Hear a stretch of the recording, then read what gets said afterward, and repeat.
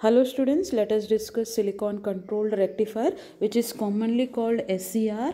It is a semiconductor switching device used as a control switch.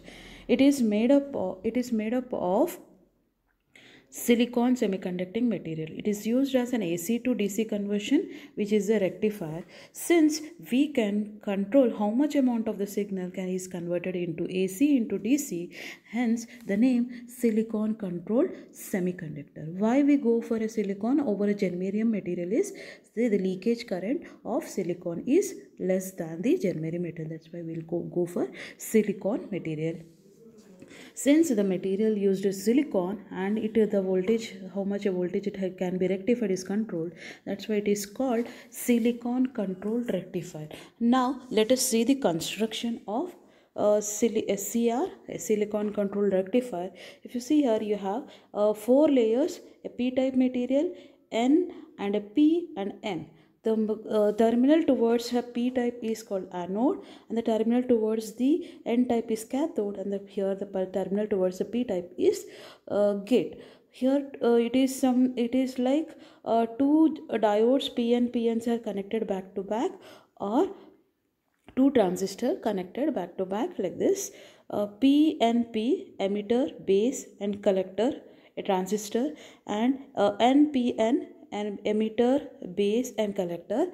The base of the first transistor is connected to the collector of the second transistor, and the collector of the first transistor is connected to the base of the second transistor. In this way it is a two transistor model. Now the symbol of here, if we have 3 junctions, the junction between P and N, the junction between N and P, the junction between N and P. The first junction is J1 and junction is J2 and junction is J3. And the symbol of the transistor, so the symbol of silicon controlled rectifier is it's same like a diode, but you have an extra terminal, that is gate.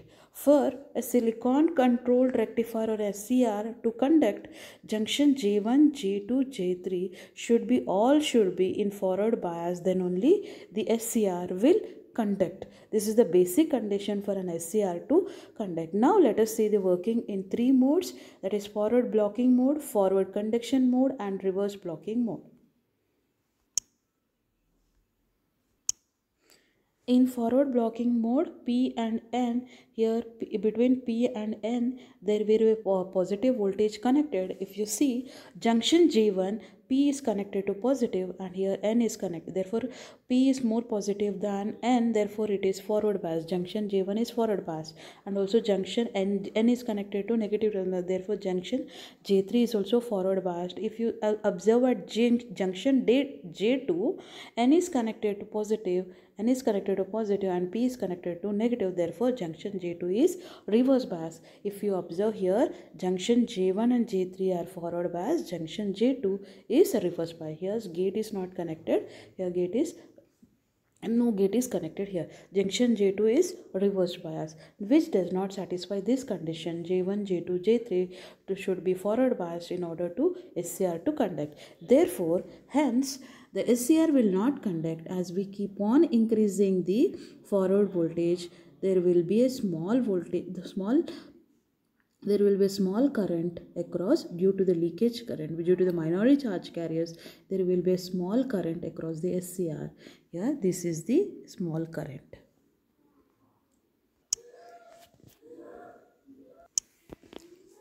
Now we have to turn on the SCR. Hence, J1 and J3 are forward bias and J2 is reverse bias. Still the SCR is not switched on. Therefore, in order to switch on, now let us see the forward conduction mode, where the gate voltage is connected between P and N. Now, if you observe, junction J1 is positive than here is forward bias, J2 is also forward bias, J3 is also forward bias.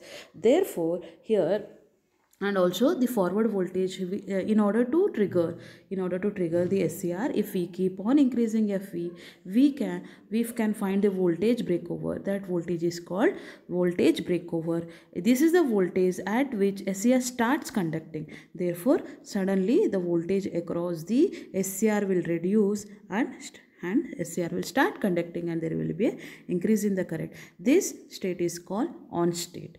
Now let us see the reverse blocking mode. In reverse blocking mode, P is connected to negative and N is connected to positive. Therefore, J1 is forward reverse bias, J3 is also reverse bias, but J2, N is connected to negative and P is connected to positive.